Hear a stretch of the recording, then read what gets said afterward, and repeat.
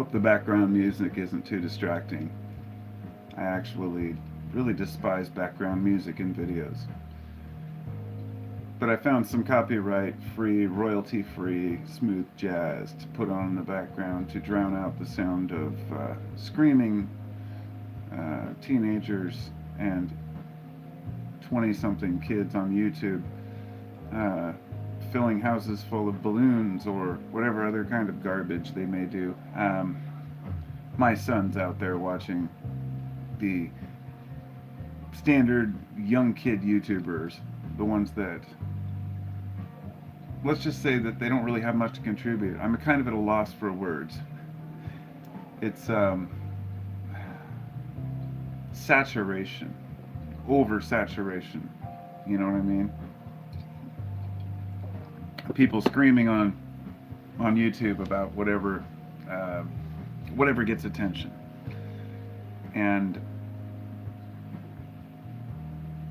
I think that we live in a world where everybody wants attention, but also everybody's distracted by others who want attention. And I don't know if it's ever really been much different, but you could say we live in a voyeuristic society right now, and therefore everybody's watching everyone else. We all live in glass houses. So, at any rate, that's the background music is to drown out the noise of my kids playing video games and listening to other YouTubers whom I would prefer not to ever listen to. As for the title of this, I was going to start this live cast this morning, well, around noon. I made a podcast today, and I'm about 3 or 4 podcasts behind in uploading, and that's because I don't have a functioning keyboard and I have a really crappy computer, and I'm not able to really process things properly. So I've got the computer that I use for my, let me turn this down. See, I knew it would be too loud no matter what. Get back to something mellow. Stupid royalty-free garbage. So, this morning, or this afternoon, I made a podcast about authenticity, and I haven't uploaded it yet.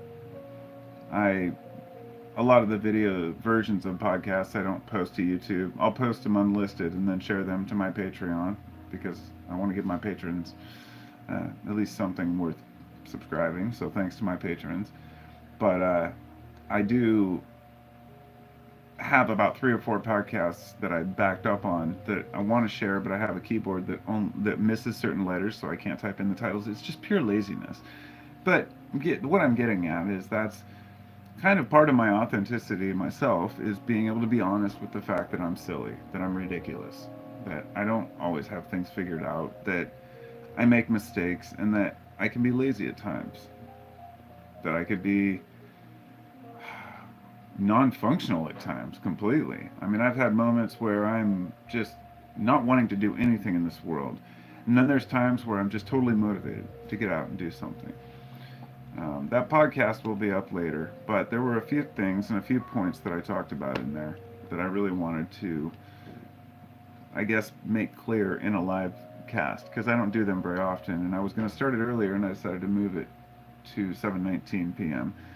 And I thought that would be a good time to do podcasts. I don't know what day of the week. Maybe I should take a poll, because there are some people who like to join in on the live casts and say that they wish they had more notice. So that's why I bumped it up to 7 tonight.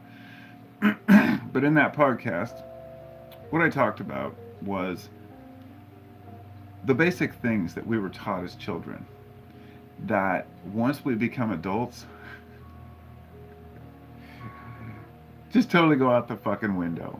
I mean, it's and not because of us, not because we decide we don't want to be good people, not because we decide we don't want to share, but because it's almost like, I'm trying to think of a good metaphor. It's like you're cruising along on a trolley, and you have to jump on a fucking 100-mile-per-hour train that's passing you by. Oh, welcome to adulthood. Hey, by the way, everything that you were taught about the golden rule, treating others with respect, with kindness, treat others as you would want to be treated, that was all bullshit. Oh, and about being honest and fair with all the people, yeah, that can be broken if it's about making some money, because ultimately money is where it's at. Oh, consumerism, You don't need that. Hey kid, you don't need that toy. You don't need to be cool like the other kids. Oh, I'm an adult now. Well, better buy a Mercedes and keep up with the Joneses. You see what I mean? See what I'm getting at? The reason adults tell kids this shit is because we're embarrassed about ourselves. We're embarrassed about the fact that we had these problems, but we still have them. How about another one? You tell your kids not to be a victim. Don't whine about things that don't matter. Don't complain. And what do adults do? They sit around and complain in front of their kids about stupid shit. And kids pick up on everything. So it's not like if you have disagreements, that's totally natural in a relationship. But if you have constant fights all the time, that's a totally different story. Um, like if your spouses are fighting and you think, well, I'm going to teach my kids to be peaceful and work things out, and then you're screaming at each other all night, right? Or you teach your kids don't do drugs, but you're a junkie. It's the same kind of thing. And so the idea that we teach each other to be fair, be honest, be hardworking, and do things the right way, and then you find all the adults are just basically, if you want to get ahead, you've got to steal from others in some way, shape, or form. I'm not talking about making a living. You can make an honest living and you can make a decent wage and you can pay for your goods and services and live a normal life without harming anyone else. But ultimately, this quote I heard earlier, behind every large fortune is a large crime. And it's true. I mean, a lot of these fortunes were amassed through wealth. On a side note, I wanted to mention this, it just popped into my head. The monarchy is probably the worst of them all. And the fact that when the queen died, so many people said, oh, the queen died, it's sad. I heard it succinctly put by these two girls who were asked in the UK, like, what do you think about the queen's death? And they said, well, I care and I don't care. And they said, well, what do you mean by that? And she says, well, I care in the sense that she was a human being and she had value in this world, and it's sad that she died. But I don't care in the fact that I don't know her and what the fuck did she ever do for me?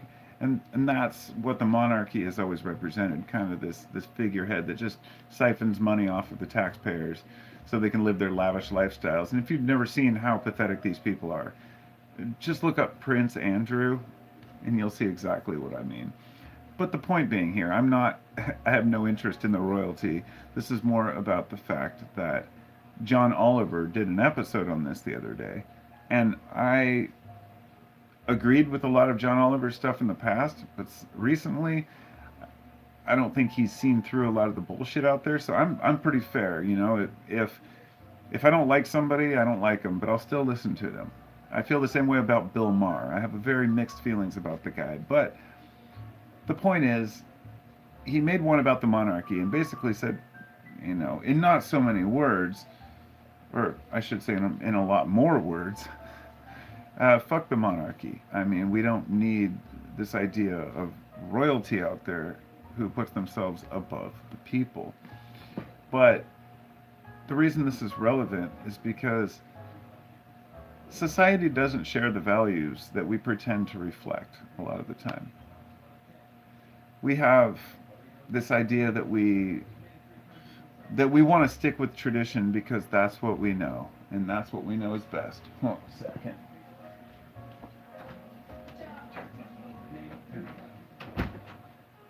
I didn't realize the door was open. I was wondering why I could hear video games and teenagers screaming. I'm just trying to live my best life I can authentically, and I should get really to the point. And before I do, I need to say hi to the people in the chat. So, hello to everyone. I need my glasses because when I started this channel, I was 35. I'm now almost 48. In about a week, I'll be 48. Wait, I'm sorry. In a week, I'll be 47. I always do that. But I finally can't see very well. So, it is what it is. Let's see, Hello, Chris, and hello, Logic. Okay, that's all there is. Okay, good. For some reason, I thought there was. Oh wait, live chat. Why is this not working? Okay, I had the wrong setting for the chat, and I'm trying to see what everyone says. Hello, old hat guy. Hello, old Ohm. Oh, sorry. Oh, that guy. My wife pointed this out. She goes, that guy who you call old hat guy? It's oh, that guy. It's pretty funny. So, hello, Eddie. Nice to see you. And good to see you, Logic, and everyone else. So, welcome to the chat. And let me just make this clear. When I do a live chat, this is completely open for discussion, completely open for suggestions and questions if anyone has any. I don't do this just to hear myself. If I did that, I'd just make a video. But that leads me to the authenticity part. Why do I make videos? Is it just to hear myself? Is it just to get approval? Is it so I can feel validated? Don't think I don't consider these things. And I had a friend actually send me a text message a while back, and it said, "Hey man, I posted this video on Insta," and this is, a deep, thoughtful friend, and he says, "I posted a video on Instagram. It was just a short reel or something of some birds, right? Some turkeys or something," and he said that he got like 1,000 response, like overnight he got like 1,000 views on it, and he said it was very, very insightful that he said, "I don't know how to feel about this because I felt good about getting that many people looking at what I had to post, even though what I posted wasn't really me. It was just me sharing a video of something that I took. My only response that I had was embrace the feeling, just own it. I mean, it is what it is. We all want to feel validated. As a guy who makes YouTube videos, it's very strange for me because sometimes people will say, "Oh, I made a video and it got all these views," or, "I shared this with a group of people and it had a good response," and I forget that other people are seeking validation as well. That I know that that's part of why I do this. If I bounce ideas off of you all and you don't agree, you'll tell me. Even though I can be a little bit headstrong and arrogant at times and I can push back, I respect everyone's opinion, and every single one of my subscribers or even strangers who have ever sent me anything to think about, I've thought about, and I've processed these things. And just so you know how I operate, my modus operandi, I plant seeds of thought in other people's heads, not because I want them to think like I do. Don't get that wrong. I don't try to force people to think the way I think, and I don't even know if that's the right way to think. So I just plant a seed. Now, if the land is fertile, if the brain is fertile, and the ideas can flourish, they will grow. The same way that I accept all the seeds that are thrown at me from other people, all kinds of little seeds in my brain about, well, maybe nuclear power is or isn't bad, or what about climate change and global warming, or is peak oil a real fear, or are GMOs really as bad as people make them out to be? Could there be aliens? Are there Bigfoot? All these things that I'm so ambivalent about, I really don't fucking know. I do not know whether, any of the amazing, crazy things that I've read about and heard about, secret societies or any of it is real, right? Back in my conspiracy days. Nor do I know if any of the views of politicians are correct, if they're lying to me, or if it's just another WMD thing to go, metaphorically, which I posted about earlier. And I know I tend to react as soon as I hear something. Like when I'm studying something, I tend to share it. But usually in a post, it'll be something small because it's on my mind. But I don't really have the patience to make an entire video about something like FTX and the cryptocurrency world completely falling apart before people's eyes, and just how that was like double the Enron situation, and just how bad things have really gotten out there, how ridiculous it has become, the idolization and romanticizing of wealth and millionaires and status, and how disgusting it is to me as just an average Joe who just would rather just live on the outskirts of town doing philosophy and building carpentry stuff. You know, I'm a thinker, but I'm a simple man, and I like it that way. And this brings up a point that comes to mind about the fool. I don't remember who posted the video or where I saw it, but someone was talking about the major and minor arcana within the tarot deck. And I have quite a few books about not the tarot cards themselves or trying to interpret them. I think that's completely misunderstood. I don't believe in flipping people's fortunes. Uh, no, it's more than that. It's tarot cards have representations of archetypes. Archetypes are those underlying symbols within our, it's basically repeating cycles of experiences that humans have. This has to do with like the hero and the life journey and the life path. But then there's the fool, who is, as many people think, oh, he's just the idiot, he's the jester. But as I heard one person say, I haven't confirmed this, that the fool is the central character of the tarot deck. And all the rest of them are the experiences of the fool. And it goes back to an old saying that if you don't have. Okay, how did it go? I'm going to turn off this heater because it's kind of warm in here. The tarot deck and the fool, and I never thought about this, and this just blew me away because I was like, that makes complete sense. It's an old philosophical quote that says something along the lines of, a fool always thinks he is wise, but a wise man knows he is a fool. That's how it goes. And it's true. It's the old Socratic wisdom, that wisdom lies in knowing you know nothing. When you tear that apart and you really get down, what it means is the more you learn about something, the more you realize you don't understand. For example, you can think you know how something works, like a guitar, for example, and then you start taking it apart thinking, oh, it's simple. It's just a few switches and levers. Then you get right down there and you try to figure out like how these switches work and how the part's manufactured and wow, what are the tolerances and oh my God, this is how long it took to manufacture these things and figure them out. And oh my God, this is complicated. Because we don't really look at the bigger picture or the things we don't know. We're always just trying to say, well, I figured this shit out. And that is also known as the Dunning-Kruger effect in the modern day. Basically, once you start to figure things out, you realize that you have a long way to go. So authenticity, to get back to the point here of the video, as the video was about authenticity and anxiety, I consider myself an expert on anxiety. Authenticity is something I'm constantly working on.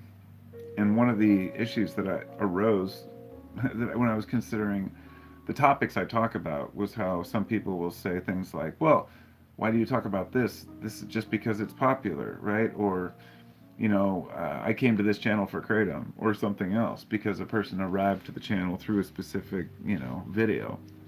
But some people don't quite understand just talking about everything because it's not generally a thing. Most YouTube channels have a topic, right? Even if you're talking about like CoffeeZilla or one of those guys, and they're talking about many different people and ideas, but it all has to do with like currency and finance. And then there's other channels that only talk about darkness and scary stories. But here I am with a channel where I'll upload a video about carpentry and how to glue wood, like I did earlier, and then the next one will be about men and men's rights, and it's just because these are my thoughts off the top of my head, and for me, authenticity is talking about whatever topic's on my mind, and that brought me to this weird conundrum where if a crazy popular thing happens, like say this crypto crash with the FTX thing, and I do want to talk about it, I feel like if I do, then people are going to assume that I'm only talking about it for views or clicks. And I don't blame people, because that's the world we're living in right now. Everybody's full of fucking shit. So authenticity gets bred out. Everything I talk about is something that I'm concerned about or something I'm interested in at the moment. I've never breached that. I've never compromised that. And it makes me feel good. And that brings me to anxiety. This all ties together, I promise. A lot of YouTubers I've heard have told stories about, for example, not just YouTubers, which is, I guess, the modern day, just like a celebrity, right? Somebody with millions of followers or subscribers. And they'll talk about how they really thought they were going to achieve some sort of a status and they would be happy. And the illusion of happiness lets people down every time. Happiness is fleeting. Everything runs in cycles. So all we can do is try to embrace the moments that we do have when they're great, not feeling bad when things are bad, but letting everything take its course. It's like I say when I get sick. get a cold or something, and I'm kind of out for a couple days, just sit around and watch TV. I don't feel like I'm unproductive, or I don't give a shit. I love it. I like being out for a little bit because it forces me to think. Which brings me to what happened during the pandemic. I believe it's safe to finally talk about how ineffective and ridiculous the lockdowns were. Because at one time I discussed this and I had my channel, almost terminated during COVID. This is why I've never talked about it since. I figured I would rather have the freedom of speech to talk about what I want, other than COVID, than just be spiteful and talk about it and get my channel deleted. Makes sense. But I think now a lot of people are being vindicated, realizing the bullshit that we were put through over the last few years. But how this relates to being sick is not being sick with COVID, but rather when you're sick and you're locked down at home and you're sitting down in front of your TV with your blanket and your soup and you're recovering, you have time to think. You have time to think about what you really want in life. Often I have some of the craziest dreams and ideas when I'm sick. And I feel this is exactly what happened with this collective, you know, psychosis we all faced during lockdown. A lot of people had chances finally, for once in their lives, to decide what they wanted to do with their life. Instead of just saying, well, I'm working 9 to 5 and this is what I do, they had weeks, if not months, to sit and think, do I want to go back and work in this shitty factory, or, go back and work for these people? No, I want to do something better. And it's called the Great Resignation. And, a lot of people are quitting their jobs. And a lot of folks who are it's often a lot of people on the right who are just like, why are people quitting working? And why don't people want to work anymore? It's not, I don't buy that at all. Nobody doesn't want to work. People just want to be able to feel like they're productive in doing something. Because I think it's human nature. Everyone I've seen interviewed, talked to, everyone I've talked to, they all want to be known as somebody who produces something or does something. Very few people want to just sit around and do nothing. So I believe the collective anxiety we have is based on the fact that we're not doing what we want to do or what we feel we should be doing with our lives. And anytime we feel anxiety, it's because we know that there's something wrong. And I'll tell you, in my personal experience, anxiety comes from not from doing something wrong, but from not doing something right. And this might sound, crazy, but it's kind of like the biggest issues we often face aren't the things that we do wrong, but the right things that we don't do. Calling to deal with a bill that's late, or renewing your insurance bill like I have to for my school bus because I have a different policy, and I let it slide again, and I feel this little pang in my stomach, and I let it go, because anxiety to me is something that I have spent many years trying to conquer, and I should say that I believe I've conquered anxiety at this point much better than I ever have in my life. I can't say better than anyone I know or compare myself to anyone else because I don't know. I believe that a certain amount of anxiety and stress is natural and healthy. I think it helps push us forward and make us want to do better. Because usually, if you're an intelligent person and you're a worldly person that understands basic concepts about your environment and your world, the place you live, then you can usually feel out anxiety and say that's rooted in something that I need to deal with, something I need to take care of or get done, or something that I need to stop doing. Maybe it's a bad habit. Maybe it's a habit of not doing something or a habit of consuming something. It really doesn't matter. The point isn't to get rid of these things. It's just to use the anxiety more appropriately. So, I'm not going to retell the psychological story over and over about how our ancestors would be better off to assume there was a lion in the bushes and panic and run, the fight or flight syndrome, right? That we'd be better off to run than to not see the lion at all. Even if it was fake, we're more likely to live if we run. But we've carried that on into the modern day where we have nothing really to fear for physical danger. So what we do is we look to mental fears. Just like we don't necessarily have rival tribes anymore, we find a tribe and we find a group and we find somebody else to marginalize and demean, whether it be those in another country or another culture, another race, another gender, or just somebody within our own even our own political party or religion that maybe doesn't adhere to the same principles we do at all times. But the point here is that the anxiety, I believe, is derived, most of our anxiety is derived from knowing that we're fucking up, or knowing we're doing something that we shouldn't be doing, or not living up to our potential. And that leads me to wonder how we can remedy this. But I think the solution seems pretty simple. Stop fucking up. When I was a kid, I made a lot of mistakes. And when I got into my 30s, I considered myself a pretty content guy. I met my wife at 23. We ended up buying a house. Fortunately, we were able to afford to buy a house before the crash, and have lived here for 18 years now. And we haven't paid it off, but we at least have equity. We have been able to buy a home, something that a lot of people can't say. And even after we had our home, I had a great job as a carpenter, working for myself. My wife was making good money. I was making good money. We were doing the best we'd ever done financially. And there were all these new things to discover, but there was this underlying stress I could not get rid of.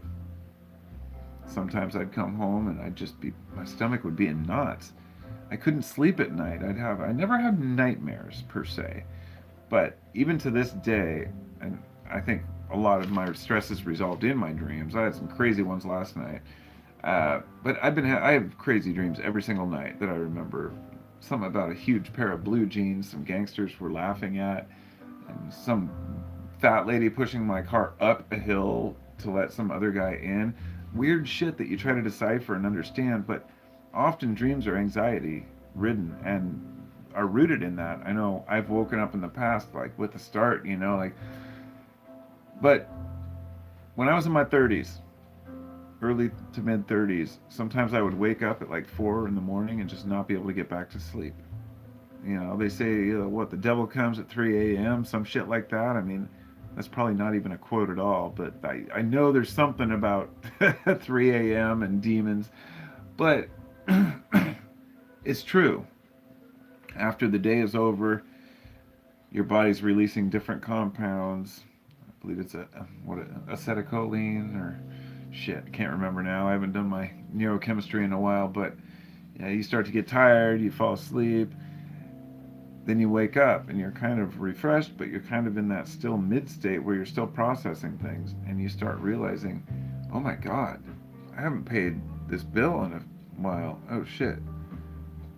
Oh wait, my kids are getting older. God, am I a good parent? Oh man, what am I doing with my life?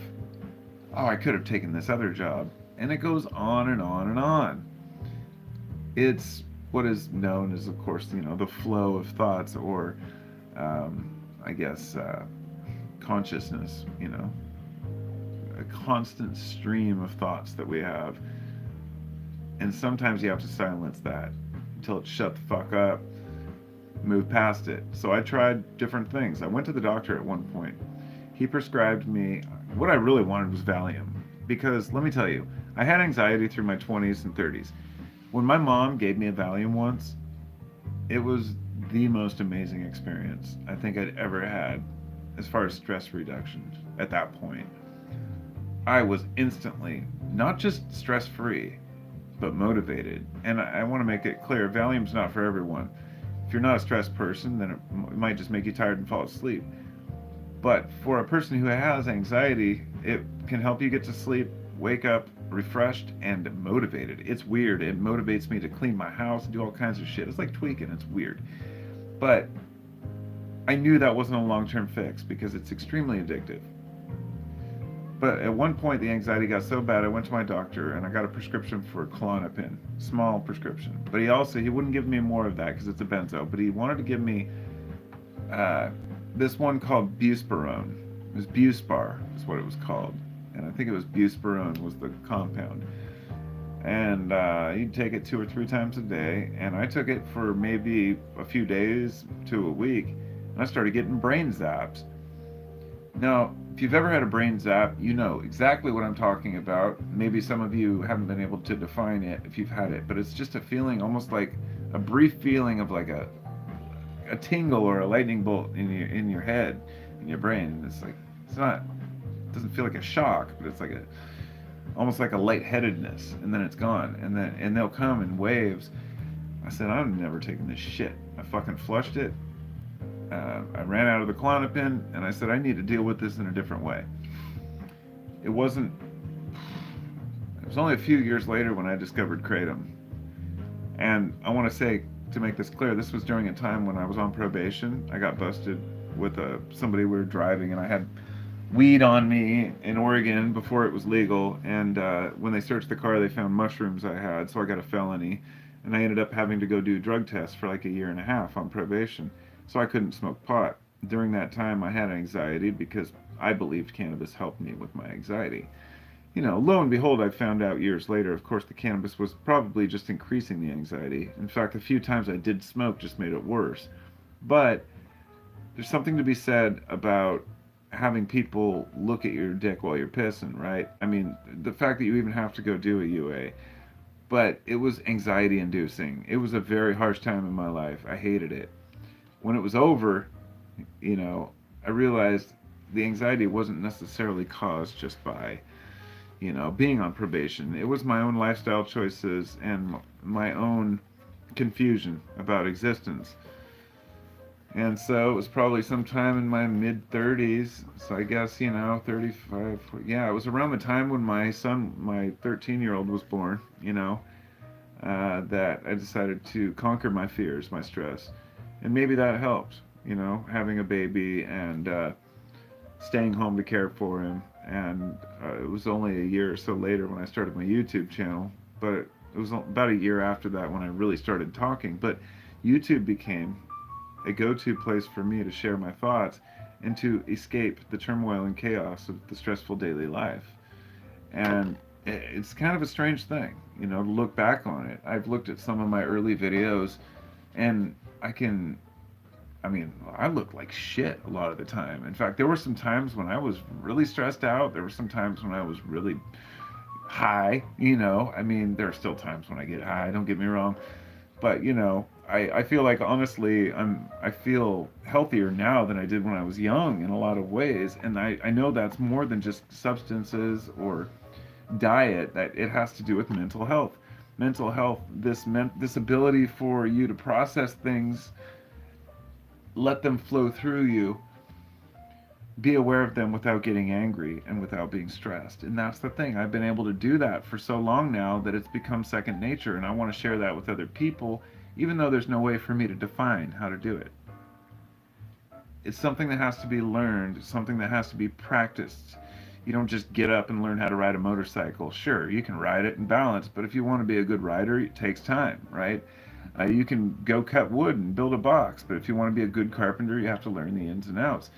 And when it comes to mental health and your own mindset, that comes down to how well you can process things that you're hearing, how well you can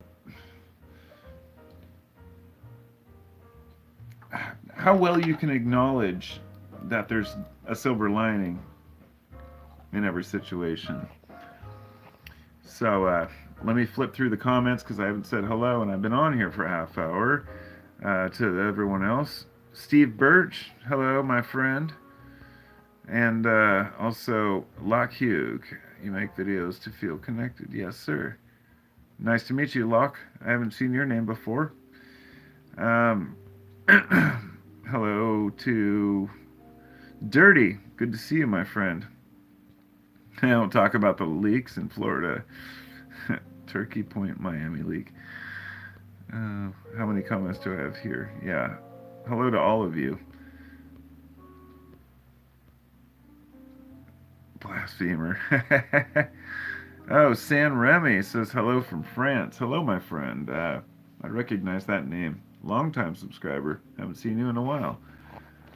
Hey, Leslie. Good to see you, too. Hello, Ralph. Yeah, I think I've covered all these now. Cool. Haven't made a mistake yet, he says. Pineal gland. Don't mind me, I just look like a fool staring at my phone, but I'm actually reading these comments. For some reason, it's not giving me the live feed, because that's just, how phones are. But, any rate, yeah.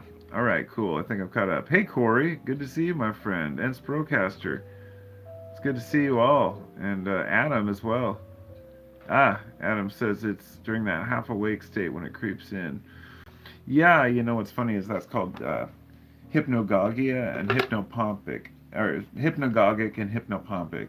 So hypnagogic is the state when you're just falling asleep and you're halfway between the dream world and the real world.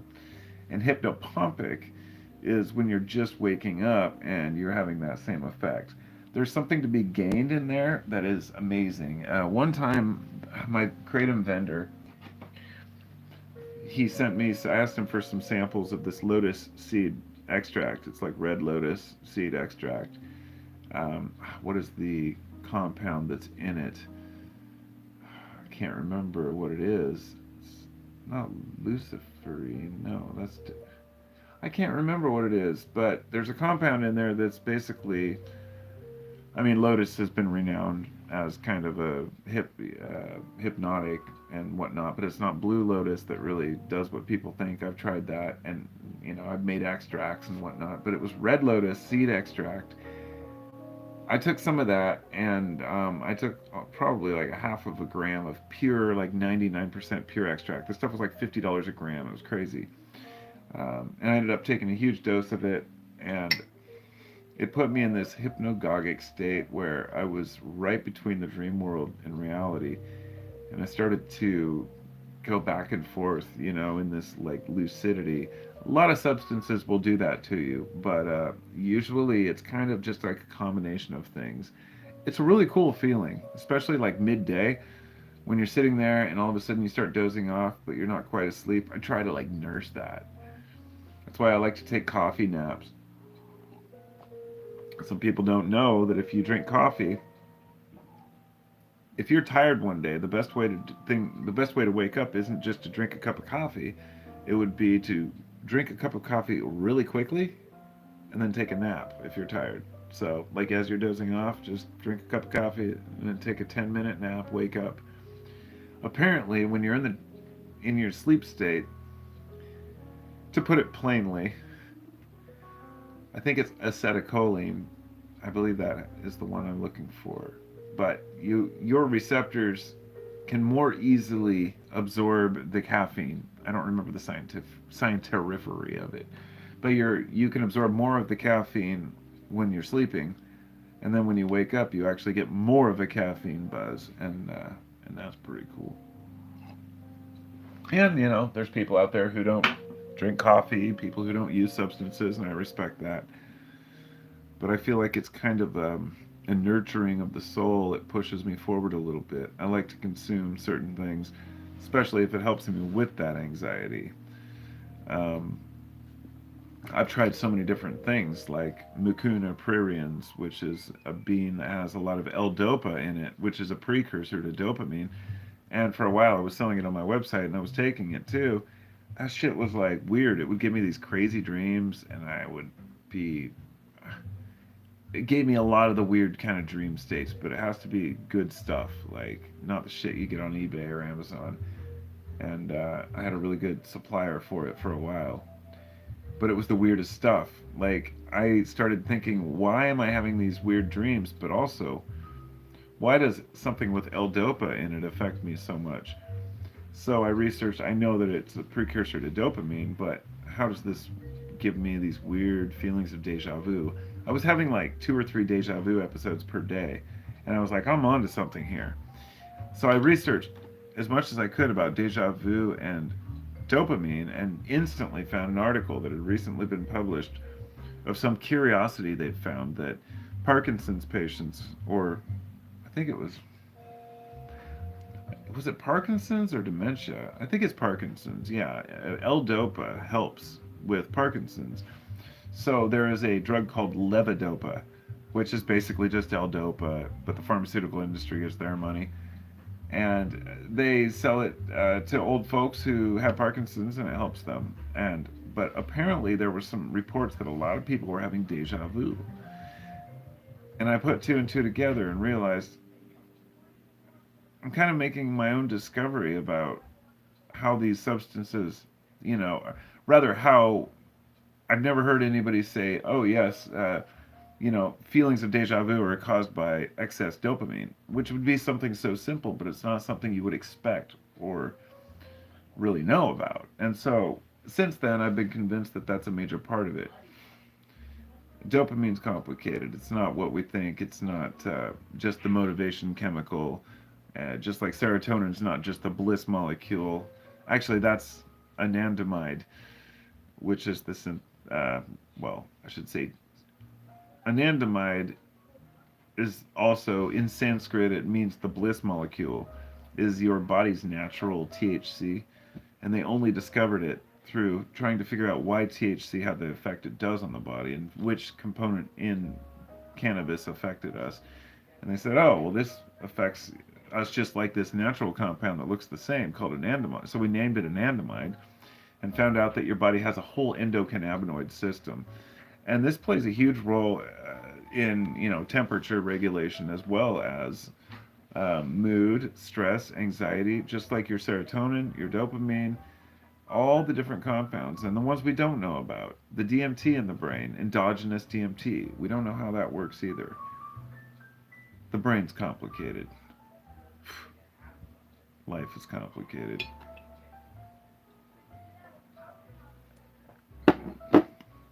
Sorry, I just went on rambling about brain chemicals, but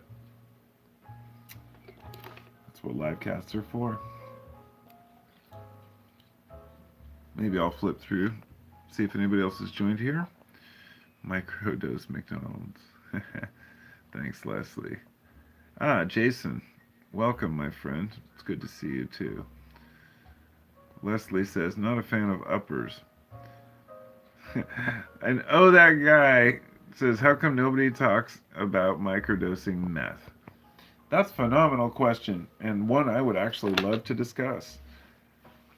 I think it's a great idea, and lots of people used to talk about it. That's why people take, Ritalin, right? Basically, amphetamines are constantly consumed by Americans, but we don't call them by amphetamines. Many different types of amphetamine. But I know what you're getting at. Methamphetamine is generally used in way excess of its benefit.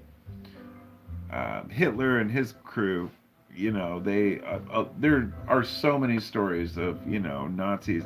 The reason why they were able to penetrate so far into, what was it, Poland, I think, I don't remember, I think it was when they were going into Poland, but they couldn't believe how fast the Nazis made it down there, and it was because they were all tweaking, and there's all these stories of people losing their minds and having psychotic breaks, but dosing the soldiers, it's not just there, they do it in the US too.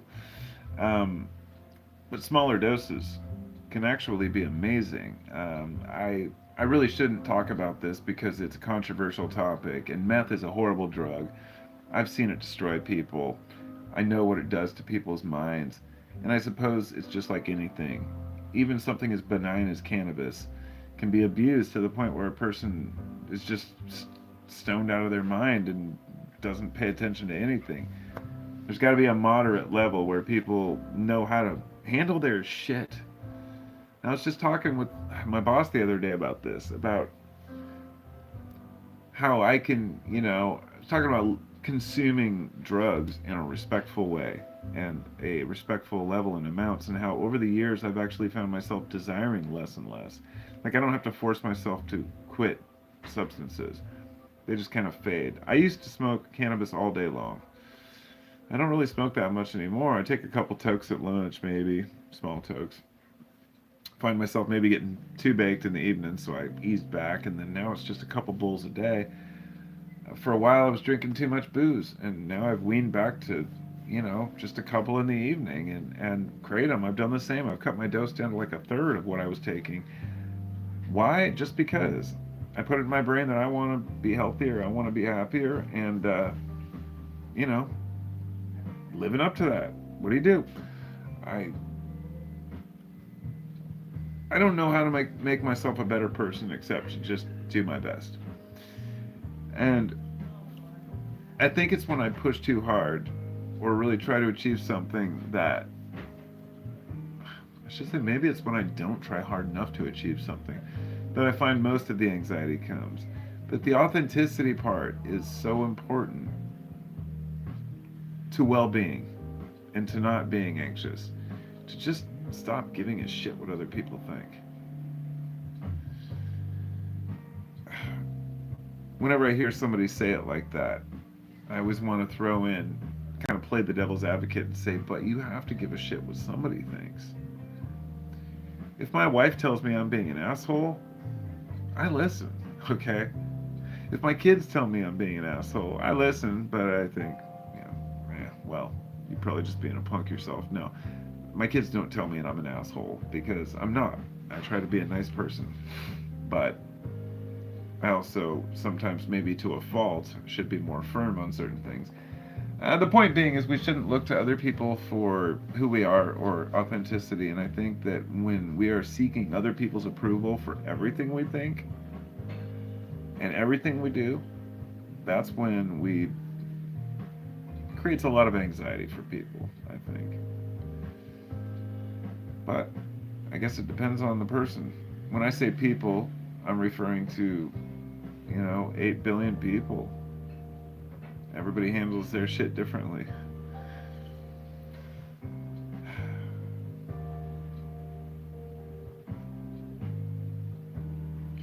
We just, in order to have faith in ourselves, we really have to learn to have faith in other people and be willing to change who we are if necessary.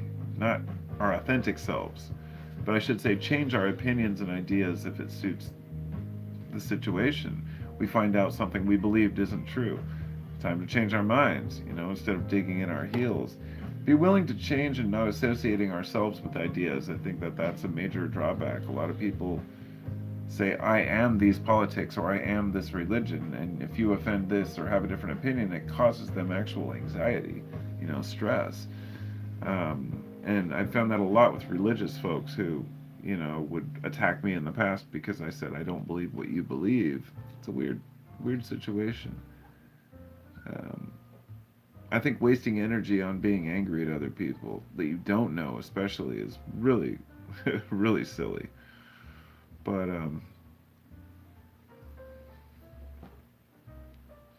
I think in order for us to all be happier and less stressed out, we would be good to just turn off the damn news. I don't know how many of you watch the news, but whatever the news is today, I mean, yeah, there's still mainstream news channels, of course. I might click on a video like once a month just to say, what is CNN like these days, or what is Fox News like these days, or NBC, and it's just the same garbage, the same drivel. Like I even like to, I can't listen to NPR, I can't listen to anyone anymore. There's no source for truly unbiased news, and I honestly think that the best place to get it, for me, is probably Joe Rogan, because his guests are biased, and he's biased. Everyone's biased, but I'm not saying that that's a good place to get news. I'm saying the stories that come up on there are far more interesting than anything that any news agency could put forward. I always give it the 10-year test. Is anything you're learning today on the news going to be worth shit in 10 years?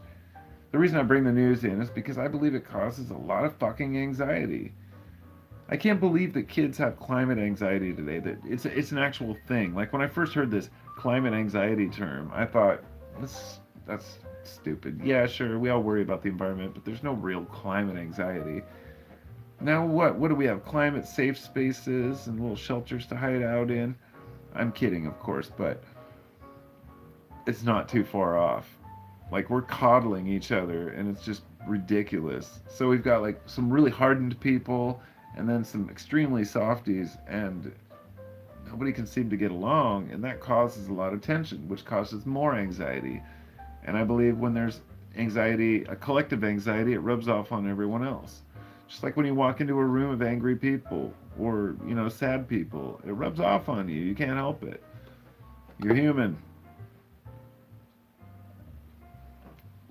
Well, hello to all 28 of you out there. I just wanted to say thanks for coming to visit. It's kind of weird. Sometimes when I'm making a live video, I'll see how many people are watching, and I think of like 25, 27 people sitting in front of me in chairs. And I was like, that's just so awkward, dude. Like, man, it's a weird thing. I'm glad that I can do these with you all, and I'm glad you come to join me. I couldn't do this for like thousands of people. I just wouldn't be able to have this free flow. It would have to have some structure to it. I would feel like I'm letting people down, and that's the point of the authenticity discussion. I ask myself, am I authentic? Why do I make YouTube videos? Is it for my own benefit, or is it for my own arrogance? Is it so I can feel validated by other people's opinions of me or my ideas? I'm still figuring that out. I don't know.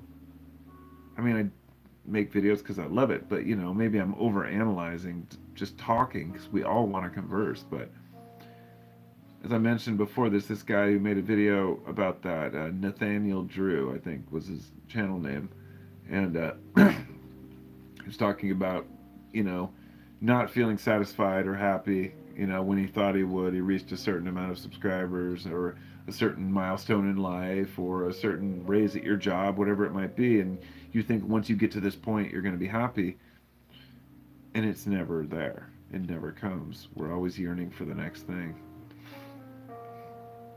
It's time to flip through the comments again real quick just to make sure there's no questions, because I care about what you all have to say.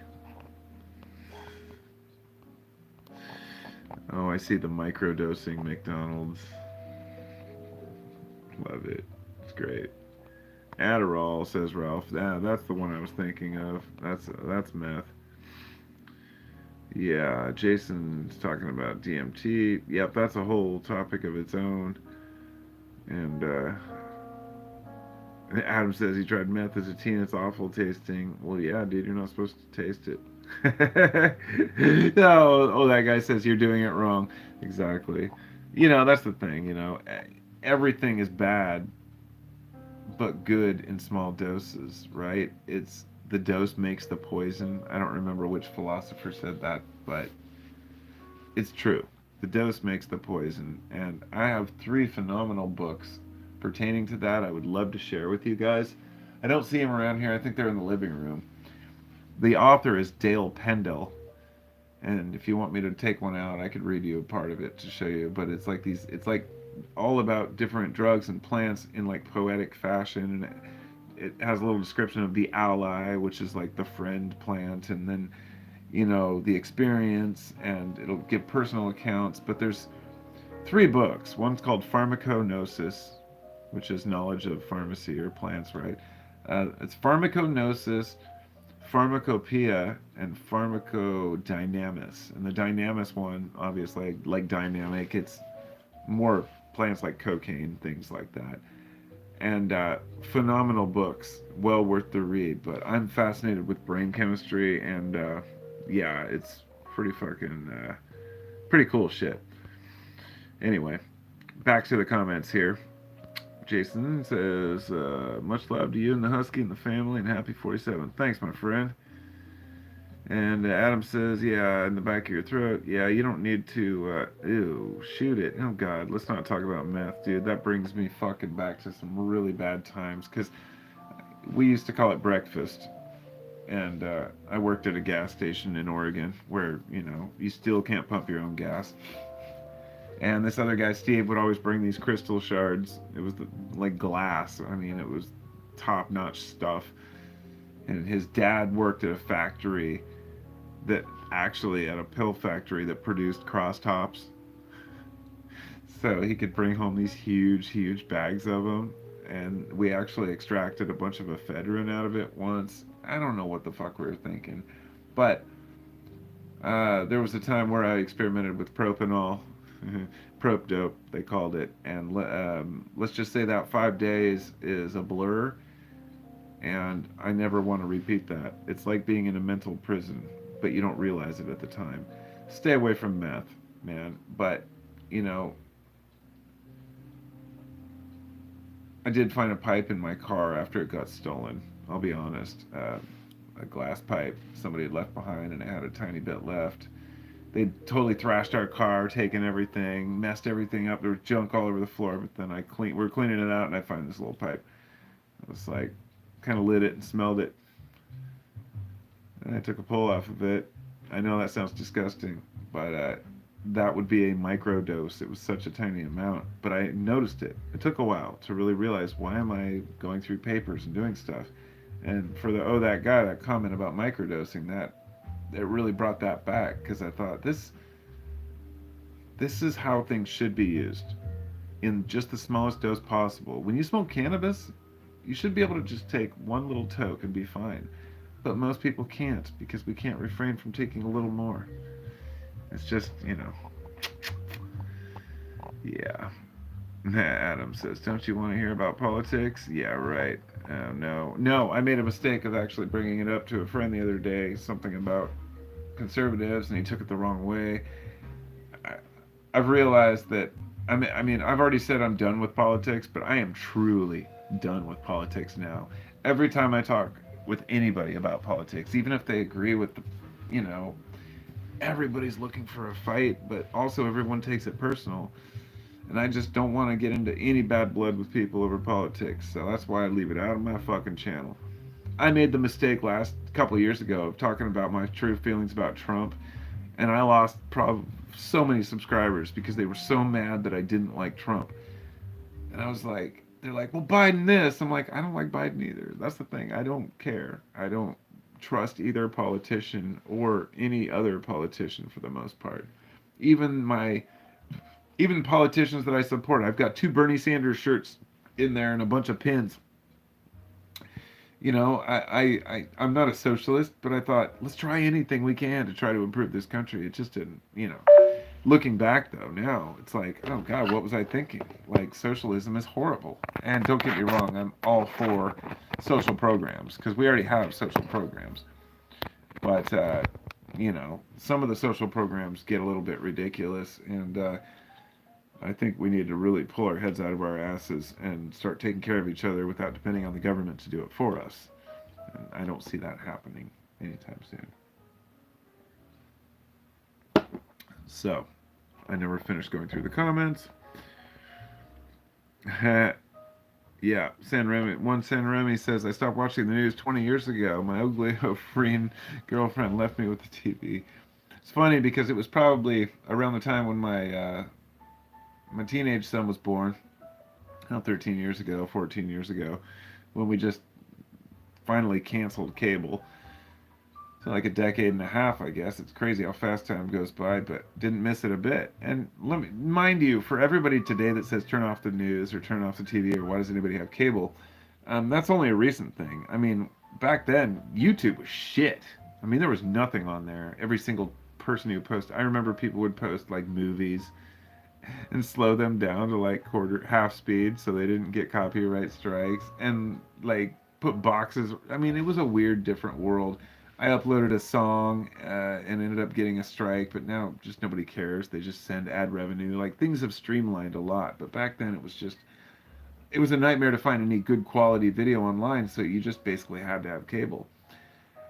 But the 2 things that always pissed me off about watching television or cable was the commercials or ads and the bullshit media.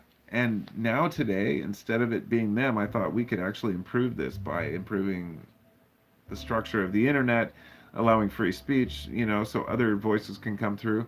And I realized, I guess I was wrong, that there aren't a lot of truths to reveal. Not a lot of secrets are even worth hearing. In other words, there are a lot of truths out there and a lot of truth tellers and a lot of great people who want to share the media, who want to be in the media and they want to share thoughts, and I love that, because we all want to learn.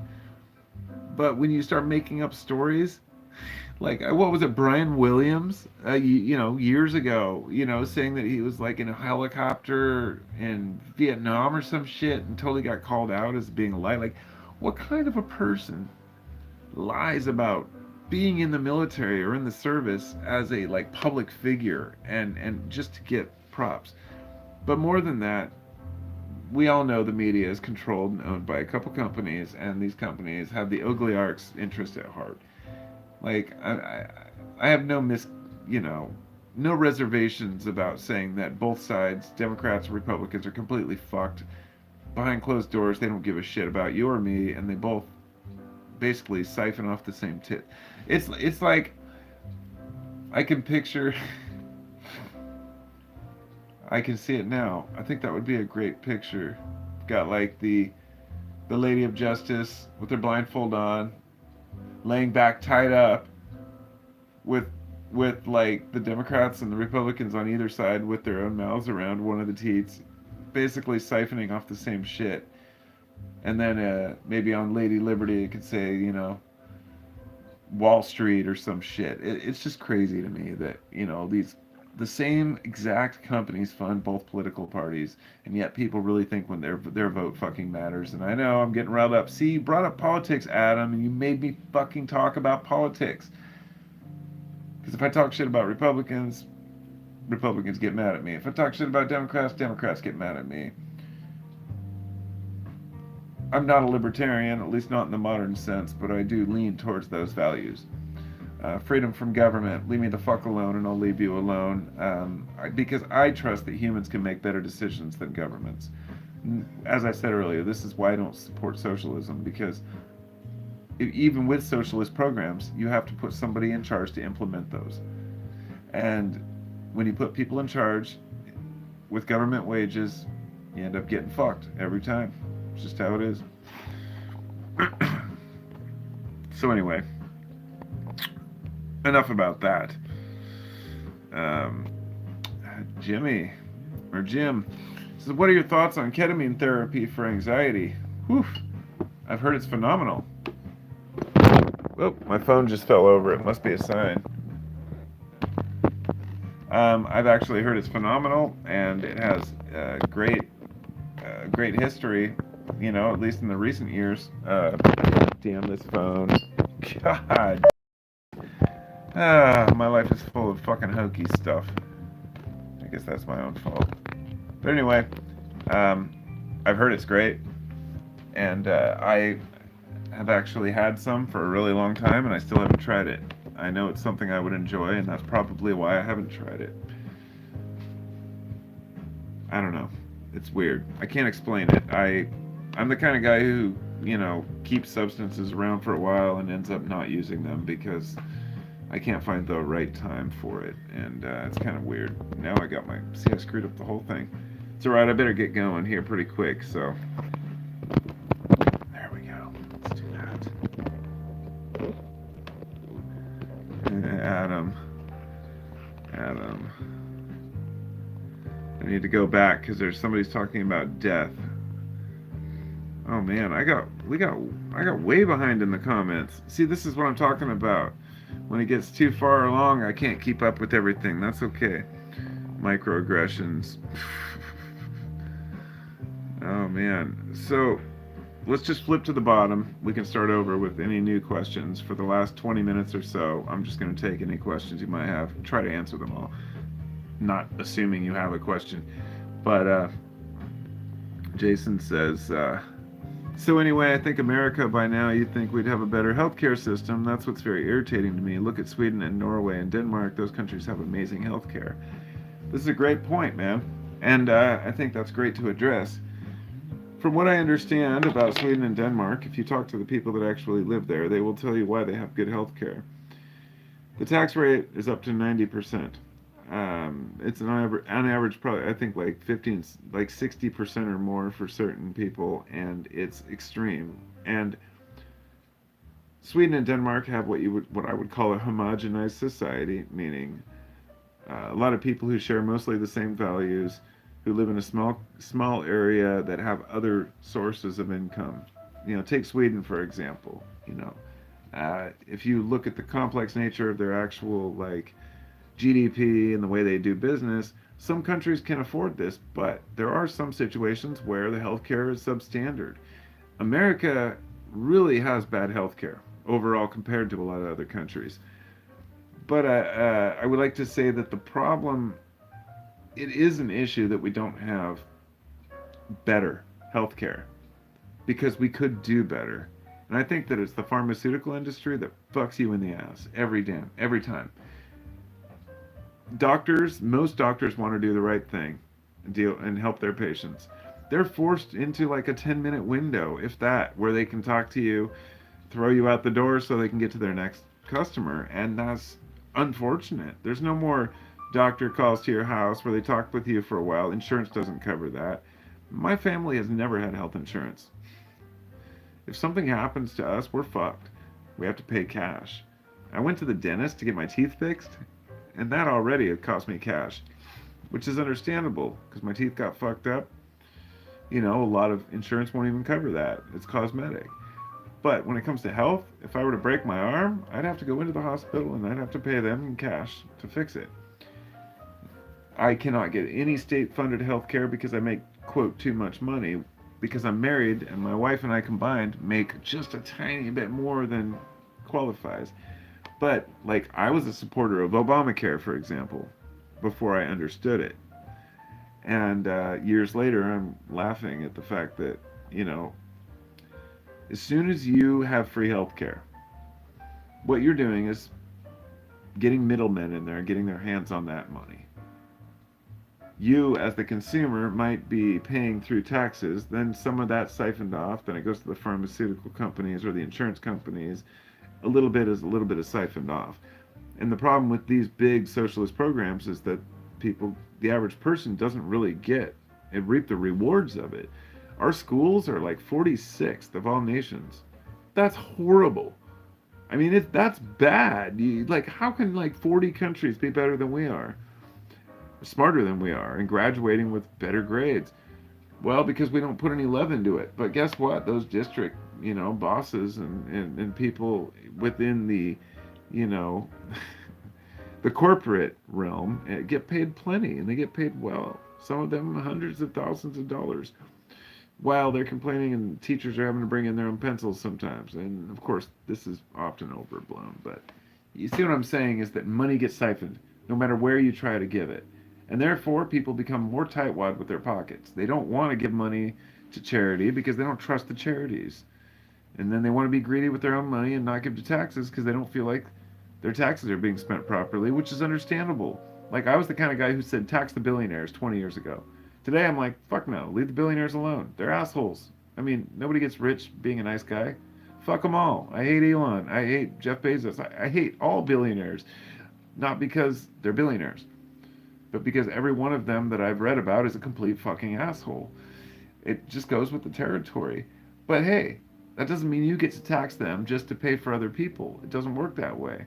Because that means the government has to get involved and somebody else is going to get their hands on the money too. I hate it. I hate the system that we inhabit. But it's also just a system, and it can be destroyed overnight. I think we need to be more reliable on ourselves. Get yourself a first aid kit. Learn how to take care of your friends and family. Hell, watch some YouTube videos on dentistry. Learn how to do your own fillings. Buy a drill. I mean, all this shit sounds crazy, but really, if something big were to happen, we're all going to be relying on each other and ourselves. Anyway, maybe that was a little off topic, but I always think about the coming apocalypse because it's bound to happen. And, not to be a doomer, but sometime in the next 40 years, something's going to happen that's just going to destroy this fucking society. All of it. It could be one solar flare or even an EMP. I was shocked to learn that even one nuke launched at just the right, like a one kiloton nuke detonated, 30,000 feet above the earth could take out like, a third of the country's power grid instantly. The EMP from a sky-launched nuke is way more powerful because it interacts with the ionosphere, and the way that it reacts with the atoms and the molecules up there It sends out basically a full spectrum, what they call like, radio to starlight or something like that. It's like all of the spectrum, and it destroys electronics. And I was thinking about this the other day, like one major EMP or, a CME, which is a coronal mass ejection or solar flare, could really just totally devastate the planet, and then none of this shit would matter. Nobody would really give a shit about capitalism, socialism, right wing, left wing. All that would matter are just a few basic things. How do I feed my family? How do I take care of my family if they get hurt? And that's pretty much it, survival. And that's really what life was about for so long. And I think that has changed today, that people aren't even thinking ahead that far. If you really look at it that way, you realize you should be self sufficient. A lot more people should grow gardens on their property instead of having lawns, right? People should learn how to can food and store things. Hunt. I've heard, I heard some kids making fun of people that hunt the other day, and I was thinking, yeah, you probably get a fucking bologna sandwich off the shelf, you know? Like, you don't realize that everything, if you eat any meat whatsoever, it came from an animal. It doesn't matter if you hunt it or not. At least when you hunt it, you give the respect to the animal. I, I don't know. A lot of people, a lot of different opinions. Better keep up with my comments. I'll put on my spectacles. So, that was my answer to Jason's question about the healthcare system. I just don't trust people to run them. That's all it is. Humble says death shouldn't be feared, although it is. Humble, actually, you are so correct. And you know what? I think that that's where the stress comes in.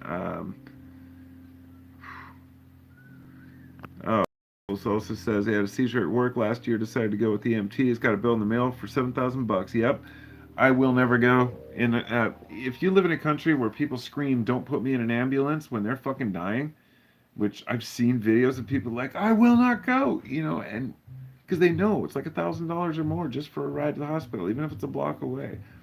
The healthcare system isn't about whether we can take care of each other. It's about the price you pay to take to get a basic service. People get charged $20 to $40 for a Tylenol, $50 for a Band-Aid. This isn't exaggeration. You can look it up yourself. It's preposterous. The insurance companies bill the fuck out of fucking people. It's ludicrous. Um, but a lot of people would argue that gives you better service. It doesn't. You still have a waiting room. If I break my arm, I still have to go sit in the waiting room for a few hours to get help. And if you live in a busy city, it could be even longer. So, yeah, take care of your own shit, friends. I'm telling you. Learn how to. I bought a disposable skin stapler off Amazon, and yeah, I hate Amazon. It was a long time ago, but it's a good one. Um, I've tried it out on some material to see how well it worked, but it's very simple. It's just a one-piece plastic and metal with steel staples. It's sealed in a sterilized package.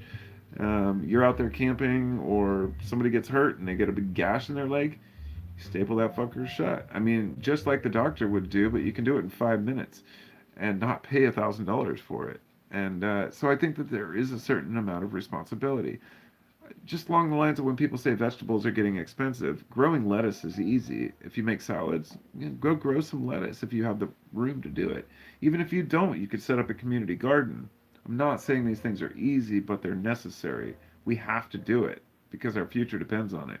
As individuals, I have no faith in our country or society as being some, you know, moving forward into the space age and everybody in flying cars. We're going to be annihilated long before that. But in the meantime, we can at least prepare for these things because you can buy stuff online right now for cheap that might be priceless in a catastrophe. And I have videos about apocalypse shit. I don't want to get into that, but it is a topic I think about regularly, and I watch the sun closely. Let's put it that way. Leslie just said they charge $2 or $3 more for aspirin in the hospital. Yeah, that's funny because that was probably before I said that it is like $20. I've heard of them charging $20 or more for an aspirin. It's crazy. But the pharmaceutical companies are ridiculous, and this is exactly what's happened with Hello, hot retarded chicks. Carpool is full of hate. I love you, bro. I've still never got over the fact that one of my subscribers' name is Hot Retarded Chicks, but it's an old man. It's just the weirdest thing, and I love it. I love it. I love my subscribers and knowing who you are when you comment. I, I don't know all of you, but I have to kind of associate a face and idea with each of you, and it just makes it kind of it makes it fun. I don't know. Side thought, but hot girls are waiting here. Oh no, is this really? Can I block that person? How do I do that? Here we go. Hide user on this channel. Ah, there we go. Perfect. Yeah, sometimes you get these spam messages, and it's pretty funny. I've never seen porn advertised on my live cast. It's pretty sad we're at this point. You need to rely on yourselves these days. Leslie says zombie apocalypse. Actually, you know what? I used to think a zombie apocalypse was a ridiculous idea. After learning about cordyceps, I believe it's completely possible. I think I've shown them before on my channel, but Cordyceps sinensis, which are these fungus that grows. They basically take over the nervous system of ants and cause them zombie ants. So they leave their nest, climb down to the floor of the forest, then they crawl across the floor, and then they find a particular type of tree or plant. They climb up it to a specific height of about 1 meter, then they climb out onto a leaf, climb around to the bottom of the leaf, then they grip the vein, they bite down really hard, and then they die. This protects them from the rain, and their corpse gradually rots as these mushrooms grow out and the spores release, infect more ants, and it starts over. The point being that in the meantime they are zombie ants. And that's a fungus. But that's no different in my mind than rabies, for example. We've all heard of rabies, but people don't really think about how sketchy that is. An animal that gets infected with rabies seeks out to bite and spread rabies. It affects their minds, and they could get into toxoplasmosis or Toxoplasma gondii, I believe it is, which is found in cat feces. And you've probably heard about pregnant women shouldn't deal with cat litter boxes. That's because that shit can get into the brain, and they did a study of motorcycle deaths and brain tissue from a bunch of people who died in high-risk accidents or high-speed accidents on motorcycles, and found that they had a higher toxoplasmosis count, meaning that, well, I should back up and explain what it does in its natural environment. Toxoplasmosis is a disease that rats catch that causes, basically, this virus goes to their brain and causes them, I'm sorry, it's not a virus. I believe it's a bacterium, if I'm not mistaken. But it goes to the brain, and it basically removes their fear of cats and makes them sexually attracted, as far as it's defined, sexually attracted to the smell of cat urine. And they will go out in the light and up to a cat and like try to hang out with the cat. This bacterium has evolved a way to infect a rat, to come out and meet cats and want to love a cat. The cat eats the rat, and then the virus spreads again through the cat feces, and it goes back into the environment and does its cycle. There's other ones that from a snail that infects a bird, back to the snail, and it makes you wonder how many unknown viruses, bacteriums, and underlying diseases are out there, and whether maybe we're just controlled by an alien parasite mind or a fungus. I would be more likely to believe a fungus is the brain of the earth. That one, I could go on forever, but the way mycelium spreads out, like, they're called dendrites or dendritic patterns. It's what you see in lightning, what you see in root systems, what you see in the brain, in the way that our, in the blood vessels, everything. It's everywhere. It's a branching pattern, gradually getting smaller and smaller, just like a tree. Yeah. See, now I'm getting into all that weird philosophical shit, but it's fun stuff. But anyway, yeah, we're headed for some bullshit, as Adam said, headed for chaos. But that means we have to improve ourselves in our own minds to overcome it. Um, as Humble says, let's be realistic, we're on a downside slope. Nothing gets better year after year. I agree, and I also, there's part of me, a small part, maybe, yeah, probably like 4.6%, that says things will be alright and we'll figure shit out. But I'm starting to believe, the more I learn about human nature, that no matter how hard we try, I guess it's not even human nature. I should say just nature in general. From what I know about nature, we could prepare for everything, and then there could be a cosmic blast from a star that's coming. It's been coming for light years, and we don't even know it's there, right? A supernova in our galaxy, which totally strips the Earth of its fucking atmosphere, which now they believe has happened due to the more sciencey stuff that we get, the more we realize there's these layers of different types of, ionic like effects that happen to atoms that only happen under certain conditions that we can finally read. That stuff that's beyond my comprehension. But to say, oh yeah, sometime in the last 500,000 years there was a huge impact from something we can't even see, radioactive shit that wiped out the whole Earth. And the point is that this could happen. It shouldn't be an existential dread issue. But it is for a lot of people. But I think it's a preparation issue. Put it this way. We live in a time right now where we have access to more shit than ever in history. It's the one thing you have. Things might be getting worse politically. Things might be getting better certain ways, worse some ways. But the one thing you can say for sure is you have access to, right now, in most places, to more stuff than you've ever had access to in history. In ancient times, if you wanted to buy essential oils, they were worth like more than gold because they were so hard to extract. You had to boil through flasks. Now you can buy these giant bottles of tea tree oil for like fucking $20. You can buy tanks of them. And it's because the nature's being exploited to make these things in huge amounts. But if tomorrow the whole system falls apart, you won't be able to find tea tree oil or clove oil anymore. You won't be able to find Band-Aids or skin staplers for that matter. So like I said, stock up on all the things that might be harder to find. I think things like, I've sometimes thought about things like storing up solar panels, things like that, but I'll just go steal them off of some business. I mean, if the shit really hits the fan, there's certain things you can find in your own neighborhood. And as a prepper, I went through all the different plans of what I'm going to do if the shit hits the fan. So let me just put it this way. If you wake up tomorrow morning and the power's out, you look up into the sky and there's a huge, crazy aurora and you live on the equator, you can be sure it's probably a solar storm. And if so, it's probably taken down a lot of the grid. If you can't contact anybody, if all your devices are dead, my advice, if your car will start, is to walk down to the local store or drive and walk into the store. The power will be out. They'll probably say they're closed. Just say you don't care. Grab a shopping cart. Proceed to fill that shopping cart with all the non-perishable goods you can possibly find. Rice, beans, everything.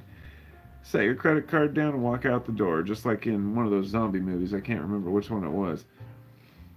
Don't be afraid to get what you need, because you might only have a 48-hour notice before panic sets in with people, because people are fickle.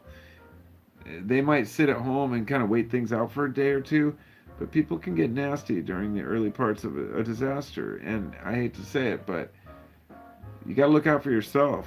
It's just like COVID and toilet paper. Can you imagine if something more long-term happened? If people heard that beans were going to have a shortage, or rice, or, anything else? I didn't want to get into the apocalypse side, but there's a lot of anxiety-inducing things that, where people worry about this. I don't worry about disaster because I feel like I'm prepared. I can defend myself, I can feed myself, and I have maps to find my way around. There's only so much you can do. Only so much you can do. And Adam says all that would matter is I have all the beans. See, that's exactly. Anyone here a proto-dentist? See, that's a great fucking question, man. I've been wondering why I don't have any dentists or doctors in my family. Hello, Silver Squid. Good to see you. Roof on your head and it's not going to be extravagant. I want you to have a life well lived. Wait, I need to back up. Oh, your grandfather, he says, Silver Squid. I'm like, okay, I'm sure everybody else can read that too. He says, grandfather just passed. His last words were, it's a miracle you've survived all this time. I want you to be able to do some of the things you want to and have a roof over your head and food on your plate. It's not going to be extravagant necessarily, but I want you to have a life well lived. Well, a life well lived. It's funny how that came up twice today. It reminds me of the quote, the unexamined life is not worth living. And how living a good life really just means that we do our best. That's all we can do. Mike Sullivan. Hey, Mike. Mushrooms should be mandatory for politicians. Oh, that's funny because I remember saying that as well. I said every politician should actually be forced to sit in a room with their rivals and take mushrooms together. The zombie ants.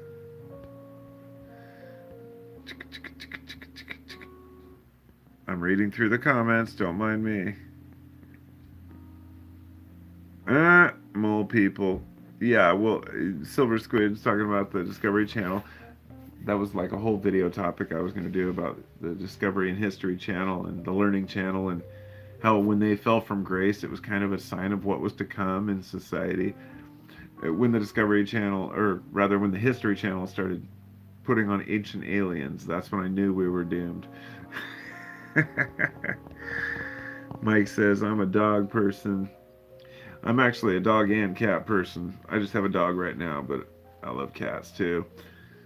Three Dogs says, reminds me of abiogenesis. I've heard about that. That has to do with, I believe, that oil is naturally created by the earth, I believe, if I'm not mistaken. I could be wrong. That it makes what it needs, and I have some crazy thoughts on the Gaian hypothesis, but I really don't know if it's, I don't know if it's reality or not. Wow, there's so many comments I can't even come up. Can't even keep up.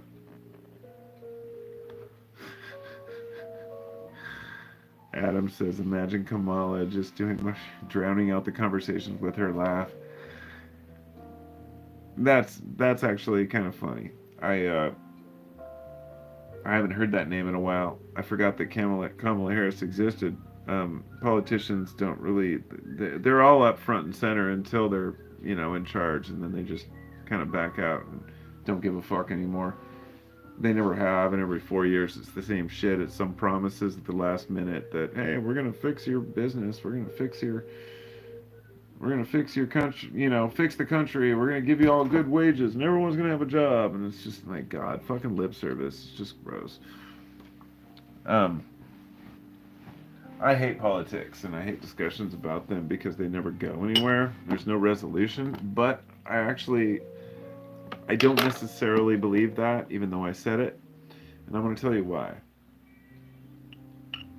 I've had my mind changed about things by listening to people who have different opinions. And that's why I try to give credence to both sides and understand both sides of any issue, so I can make a proper decision without just assuming that I'm right. And because I look at both sides, I'll watch news or read information that conflicts with what I want to believe. Even sometimes I'll get partway into something and be like, fuck this guy, he's talking shit. And then I'll be like, no, that means it's even more important to watch. Even like 5 years ago, when people would tell me that the liberals are just an echo chamber, and I'd be like, yeah, well, conservatives are just as bad. And then I started seeing what they're talking about. And then I started understanding the cycles of politics and how they flip sides and how really it's just, meaningless, drivel. yet we all get wrapped up in it because we're all exposed to it. It's kind of like if somebody's floating down the river and drowning, and they're like coming up for air saying, "Help, help," and they're like, "Oh, quit complaining about the river." We're in it. We're forced to be in it. We have no choice. Politics are just something, some part of life that we have to deal with. But we can ignore as much of it as possible. And I highly recommend against talking politics with friends.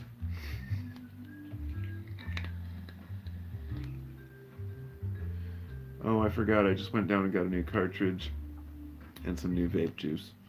And I don't vape generally on camera because it's pretty tacky. But when I first started my channel, I was always smoking on camera. It was fucking hilarious. Like looking back on that, like I can't believe I smoked.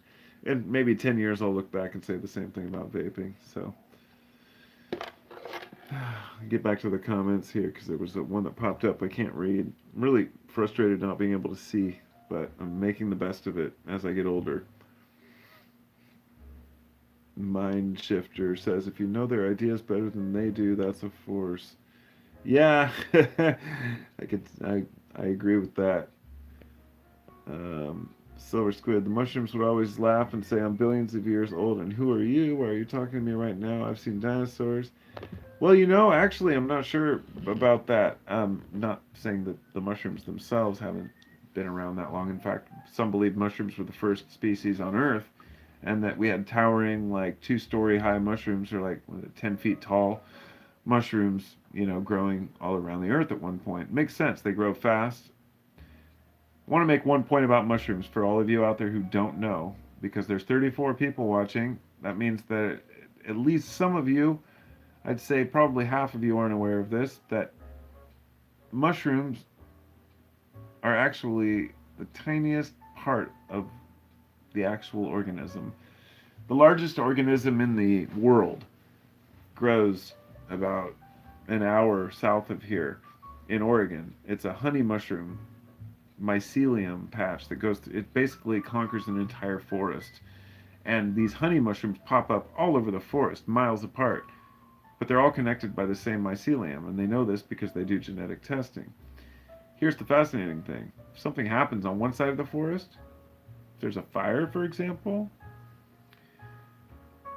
these mushrooms can use the mycelium and their network to send signals to the other side of the forest to tell it to produce less resins or to suck up more moisture to resist the fire. I know this sounds crazy, but trees talk to each other. They do it through mushrooms. That's just a fact. It's been proven now. Not only that, but trees feed their young, and they use mycelium to help transfer the nutrients. And meanwhile, the mycelium picks up this energy, and the mushroom is like a tiny little sprout compared to this huge mycelial mat.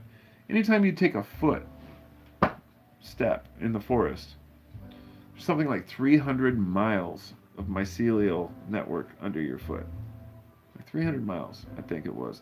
Crazy amount. They're tiny little filaments that connect every aspect of the forest. They're not greedy, they're not selfish. They share. They share nutrients because if they dominate and take over the forest, there's nowhere for them to get shelter or feed. Just like if they don't. Just like if the trees dominate, they can't communicate. So they work it out.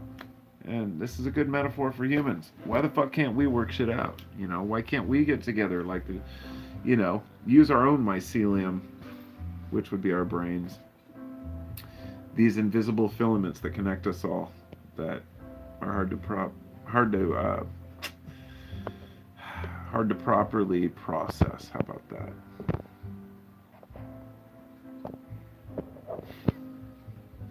The least dramatic and most organy live going on right now, says T.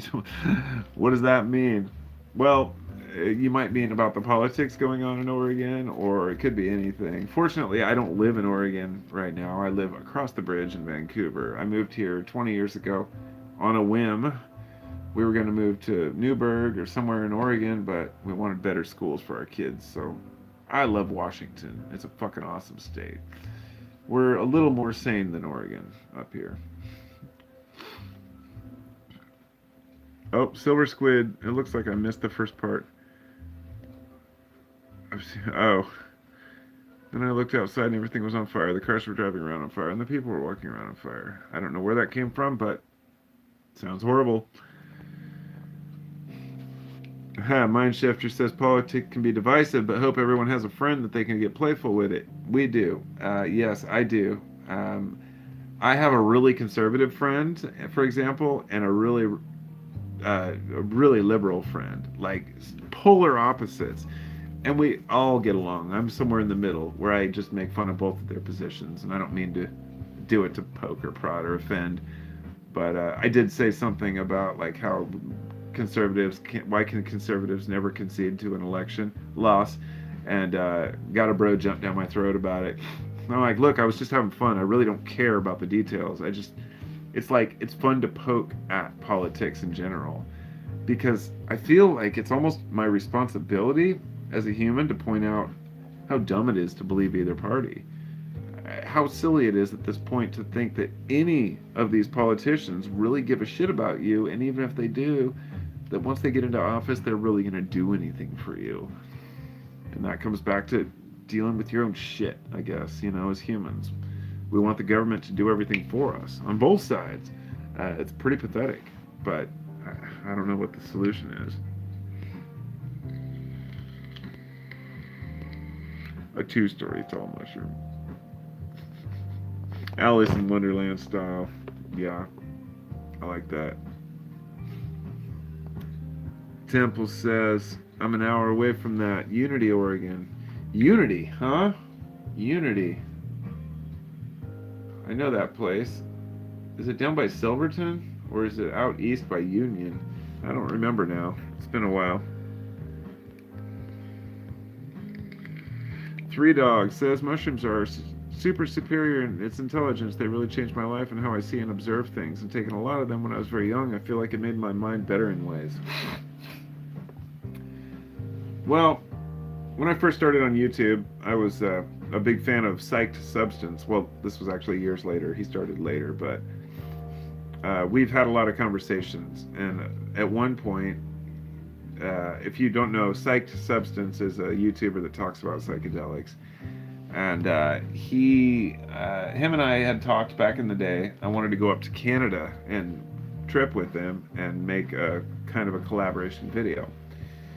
And then at one point, I don't know, he kind of had an issue with getting threats. I think he had legal issues because he had kids and he was talking about acid and it got weird. YouTube started censoring him and whatnot. But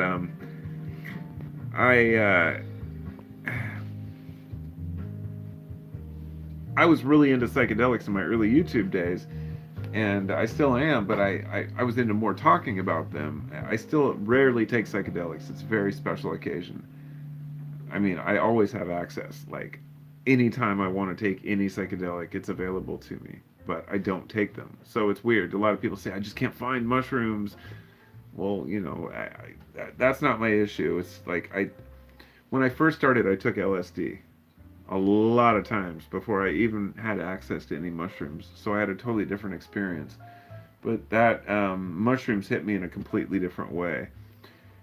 When I take acid, it makes me think. When I take mushrooms, it makes me think like them. And I can't explain that, but the natural aspects of the universe come out. I believe that when you take psilocybin, you're tapping into the natural mind. It is a portal or a connection for the human mind to overlap somewhat with the voice of nature. And this is why for the first couple hours after I take psychedelics, I kind of go hide by myself, go into kind of what I call a mycelium, which is the cocoon a butterfly goes into. And when I emerge from my chrysalis, I'm ready to party, talk about everything deep, but the real psychedelic experience comes later at the end of the trip when I'm processing the things. Because when you're in a situation, when you're in a trip, it's hard to really comprehend what's going on. Your brain is restructuring itself and learning new things, and psychedelics are an amazing tool for that. They really are. Mm-hmm. San Remy says, what about aliens? Are they already here? All I can say about aliens is that the stories have been so obscured by misinformation and disinformation that I have no idea what's real and what's not anymore. I couldn't even begin to tell you. I have no clue. Jason says, I wish I could find mushrooms out here. Been 28 years. Wow. It depends on where you live, but I guarantee you, if you don't live in, if you don't live north of the Canadian border, then you'll probably be able to find them anywhere. I mean, it's harder to find psychedelics, in colder climates, but even here, you see in Oregon and Washington on the coast, an hour from here, we have azurescens, which are the most potent mushroom in the world as far as psychedelics go. They also contain baeocystin, and they are wood-loving mushrooms, also known as flying saucers, that have been well renowned since the 60s or the 70s when they were first really discovered. And since then, they've been overpicked, overharvested. Fort Stevens State Park is a place where my friends and I camped for a weekend, and it was pouring rain all weekend, but we just put on our rain jackets and went picking mushrooms. And I'm a little bit scared of wood-loving mushrooms because they can create what they call mushroom paralysis, meaning I can take, I took 7.5 grams of golden teachers, split a half ounce with a friend, and it was a very intense experience under the stars up at Mount Adams. But if you take even half that of some azurescens, not only can you get completely looped out of your mind, but you can get wood lovers paralysis or wood-loving mushroom paralysis, which means you basically might not be able to move your legs. There have been people for like a day, or maybe an hour. It could be 15 minutes, or it could be a day. The stories are crazy, but some people have just been walking along with their friends and then just dropped to the ground, not being able to move. It does something to your ability to move, and it's sketchy. So I don't take them. Even the ones I picked, I took like a gram, and it was pretty more than I needed. I was like out of it. But mushrooms are intense, and they remind you that they are demanding. They don't let you just take them for fun. Everybody I talk to, even the most intense psychedelic users, say, "Oh, I love DMT and LSD, but oh man, mushrooms I only eat once in a while because they put demands on you." So, Silver Squad talking about salvia. Oh man, I can't even get in there. I can't even go to the salvia. I had a discussion about that with somebody the other day. But Three Dog says, wondering, are you a Capricorn? No, I'm not a Capricorn. My birthday's in 7 days, so you can figure that one out for yourself. Technically, there are 13 signs, not 12. So if we're going by, I think, what was it, Ophelia or something, the 13th sign, which would put me as a Scorpio, but I'm actually a Sagittarius. And I definitely fit the characteristics of a Sagittarius, whether or not you believe in astrology, which I don't. But that's another story. Logic says, still on, Carpo? Came back from a late night walk. Yeah, I'm still on, and I probably shouldn't be. It's been almost 2 hours, and I should get in there and do something else, but it's been really nice to talk to you all. And just... Leslie says, trip video. Hey, if any of you would actually want to see a trip video, I've actually, for the last 10 years, considered making a video where I just put on my camera in the background during a good mushroom trip and just share the discussions I have. But that would be almost embarrassing, and it also feels invasive into my kind of my private realm. When I'm tripping, no cameras or recorders are allowed. It's just like a zone, and I have to have the other people. But I do have some recordings of me tripping with my friend, and I think they'd be fun to share one day. Actually, I have one of me and Traveler tripping, but you'll have to find that on YouTube. It's probably impossible now. Jason says, my brother and sisters love Trump, so I pretty much just placate them and let them talk. Yeah. It's not just about politicians. It's just this savior syndrome. People think they're going to be saved from all their problems by another human. And I don't blame them. I understand that. And it's hard not to have a desire to think that some guy, guy who claims to be a billionaire, steps up, becomes president, says he's going to make life better for all of Americans, then proceed to tell you that the next president's going to ruin everything because he wants another 4 years, not because he really cares. And then you see through this, you see that these guys don't really give a shit about you. Then you have friends and relatives who really say things like, Trump was going to do the right thing for us, and Trump was going to help us. And like, I'd love to believe that. I just don't think he ever gave a shit. It's kind of like Elon Musk buying Twitter.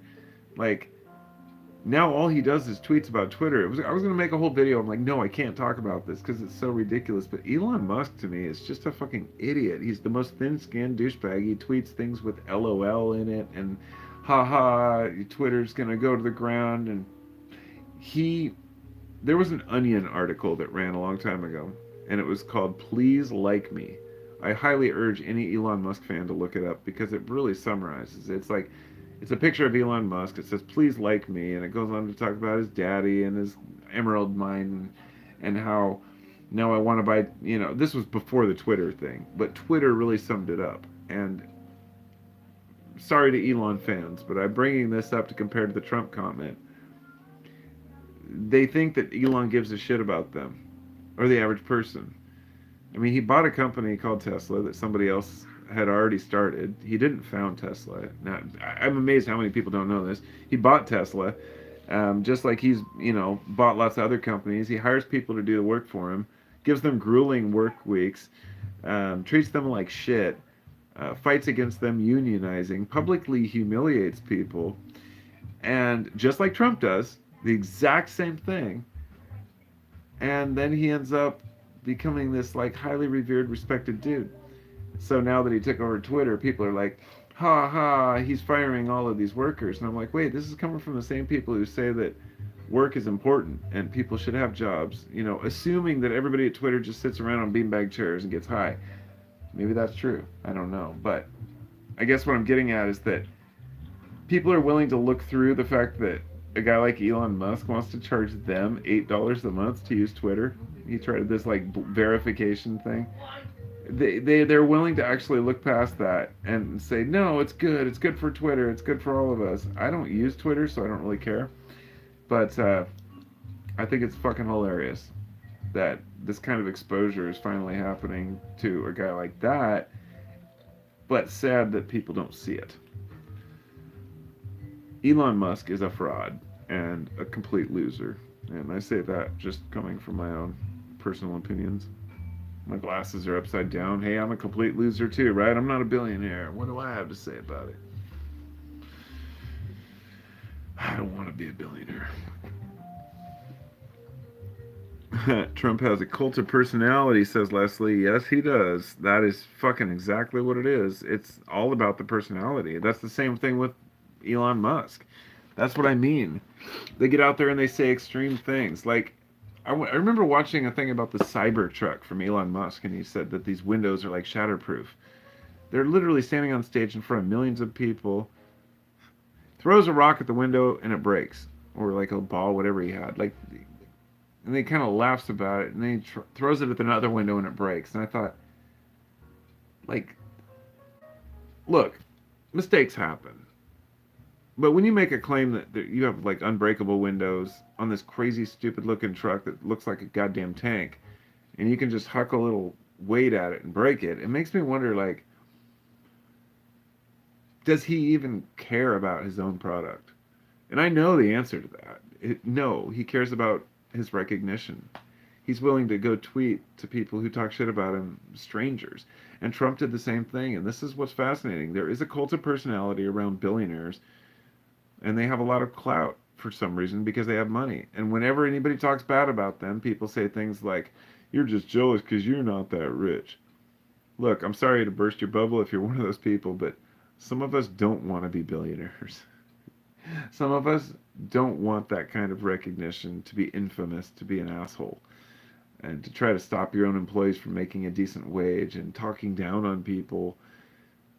It's weird. It's weird. The cult of personality thing really trips me out, and I've thought a lot about it. Why do people care so much about fucking billionaires? Their fortune was built on the fucking backs of other people. Sad. Sorry.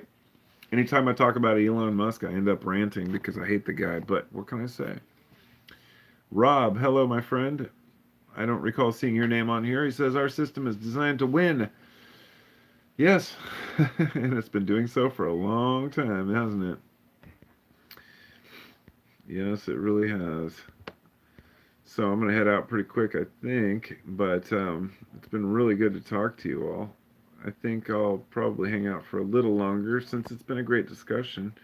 But I'm going to have to take a break for one moment. Happiness comes from within. You're right, Leslie. And that's a very complicated one, but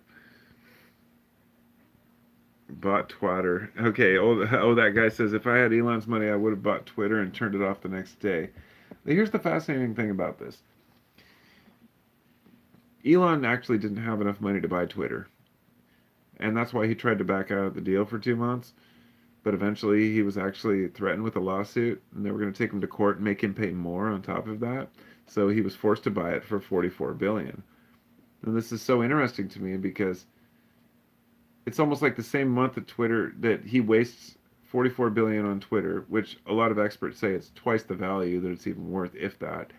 And then he proceeds to fire half the workforce, then tells the other half they better be ready for grueling work weeks and 12-hour days, which is just stupid. 12-hour days are dumb. Okay, people need to be able to be functional and think. 6, 8-hour days are fine. But it's because he's so. I guess he had one employee who was one of their experts, and he explained in all these tweets like, "This is what we should do to restructure, the company to fix it the way you want." He was trying to like say, Elon, if this is what you really want, this is how we can do it. We should get rid of this because this overhead costs us money. We should get rid of some of these features. Elon fired him. He hates being shown up. And the one thing about these guys is they are so thin skinned. Jeff Bezos, Elon Musk, Donald Trump, they're all so thin-skinned and they hate being talked shit about. They want to be these cool guys. See Jeff Bezos with his cowboy hat on coming back from space with this smile on his face like, look at me, I'm a space cowboy. You got Elon Musk who shot a car into space, which if you're not aware, that car was actually supposed to go out to one of the original founders of Tesla, which got kind of shorted, and there was a contract saying the first Tesla would go to him because he had to leave the company. So in spite of that, I guess Elon sent it into space, and then when they finally gave the guy his car, it was like a car the third car they'd made, and they totaled it, but then they rebuilt it and gave it to the guy. It's crazy. The history of Elon is so shady. But the thing is, his cult aren't willing to look into who he really is. They don't care. And it's the same with Trump. People told me that he was a great president because he was a good businessman. And I'm like, how could he have failed casinos? How the hell does a casino fail? They literally are the house. Bad management. The guy doesn't know shit. He doesn't even write his own book. Like you've got this book, The Art of the Deal, which people are like, oh yeah, I wrote a book. No, he didn't. He hired some guy to write a book and told him what he wanted to write. Donald Trump is a moron. I just want to make this like pretty clear. He's, in my opinion, a complete moron, and I'm glad I can finally say that without, of course, offending too many people because people have had time to think. But the fact that he's running again is hilarious to me. I have no problem with it. In fact, it's going to make the whole next couple of years so entertaining because I honestly am at the point now. I don't care if he wins. I think it would be funny. That sounds like I've maybe given up on the country. No, I've just given up on politics. I tell myself this every 4 years, but when the time really comes, hey, Logic says it's the fantasy that maybe one day that could be them too. Carpoet, strange indeed. Yep, that's well. I don't know. It is that. No, I agree. It's just it makes me think like I know most people realize they're not really going to be billionaires. I think it's just thinking that somebody who has power and clout has their best interest at heart. It's the same way people believe in the Illuminati. Let me make this clear. I'm very, very familiar with the Illuminati story and Adam Weishaupt in the 1700s. The Illuminati was a very short-lived group, but there are many secret societies that have come around before and since. Basically, they were all designed to hide from the church, who didn't like anybody who didn't believe in Jesus. So they were forced to go underground. So the Freemasons and other groups weren't necessarily bad or evil or satanic. They just didn't want to put up with the church's bullshit, and they would get basically imprisoned or killed if they didn't go along with the current religion. So they did their own thing. But today, the Illuminati, even though it was a short-lived group, is kind of used as this example of like there's always somebody in charge of the world, and there's this cabal. And mind you, there are groups of people who are control of the financial system, but there are several different groups of people who want control, and really they're all just humans. They're not reptilians, they're not aliens, as far as. So anyway, people want to control the world, and I say, it's just kind of this arrogance thing, and let them. But yeah. Anyway, I think I'm gonna head out now because it's been a long time. 2 hours, and my kids are in there. And if you guys want to do this again, just let me know what time. Leslie says, buy an island and start your own nation. That's my dream, girl. That's my true dream. My wife and I have been looking to buy a house on land. When I do that, I want to build tiny homes and like have like fireside chats, like with little like B&B kind of thing, where I run an Airbnb and have people come stay in like yurts or small like tiny homes, and then have like a central fire pit, kind of like a KOA for people who aren't so fucking uptight. And if I just had the money, I sucks. I know exactly what I would do if I had the money, but I guess that's what keeps us alive is that dream. One day some millionaire is going to give me $1 million, and I'll be like, "Oh, cool! Now I can buy the land I want, do all this stuff." But yeah, I appreciate you all. Leslie says, I'm moving to your community. Hey, that'd be awesome. Yeah, I mean, I'd love to have people. Ralph says, tiny homes, nice. Yeah, that's what I'm doing right now. I'm a carpenter, but I've been building tiny houses for the last like 8 months for this other guy. I looked for a specific job building tiny homes on Craigslist. I was just like, maybe I'll find something. And then one day I looked, and it was just like the second job on the whole jobs listing. Tiny house carpenter wanted. Went there to meet the guy and his wife, and they're both like totally hippied out. Dude's got long hair, smokes joints. I was like, all right, this is the job for me. And we've been building like really high end tiny homes, and part of it is like he wants somebody to take over the business, and I'd love to be that guy, but at the same time, I'm looking to move onto some land, so it's like, how far am I going to live away from my work? That kind of thing. Am I going to be able to actually keep up with it? Would I be able to keep working for him, or should I start my own tiny home business, which is what I would like to do in the long run? Carpo's carpentry, Carpo's tiny homes. I mean, it's hard to imagine myself being there, but that's where I want to be. Building tiny houses, having people come out to see them, as well as having like a property with several acres. People can wander around, a pond and a stream. Oh man, now I got myself dreaming, and my nose is getting stuffy. But I'd love to stick around, and I'd love to do this again, but I always feel guilty, especially when my kids are in there. I'm going to go check and see what they're doing, and if they want to spend time with me, and if they don't, then I'll just come back here for a few more minutes. And if so, then yeah, I'll let you know. Oh, hey.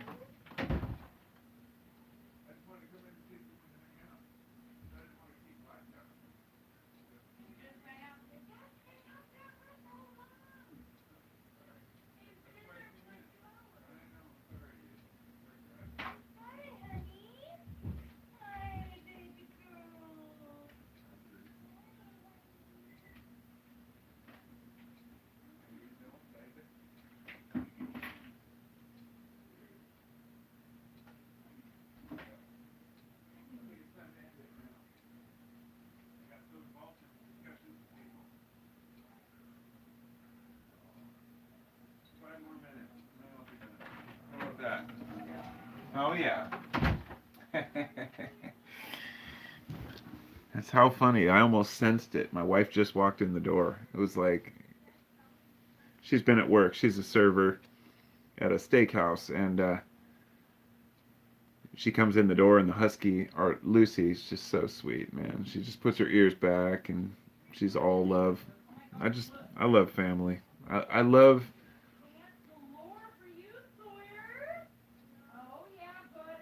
what they got.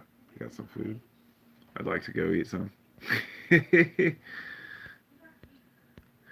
I'm flipping through the last of the comments, and I'm gonna say goodbye. I appreciate you all. I love y'all, and it's really good to see you. Make sure you hit the like button because it helps for some reason. And he says, "Go eat." Bye, Carpo. I actually already ate. The food that came in from my wife was for the dog.